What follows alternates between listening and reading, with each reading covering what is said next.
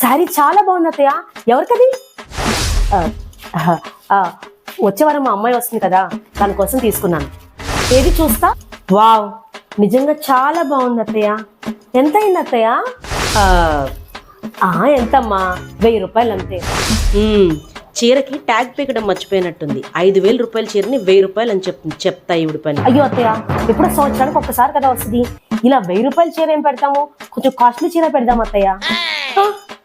ఇదిగోండి, నేను కూడా పండక్కి 1500 పెట్టి తీసుకున్నాను అత్తయ్య, కానీ ఇంకా కట్టుకోలేదు. ఇతనికి ఇచ్చేద్దామే.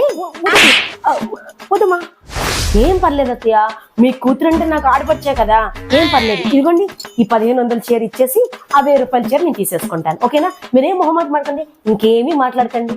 చా, ఇలా జరిగిందేంటి? కష్టపడి కొన్న 5000 రూపాయలు చీర పోయింది.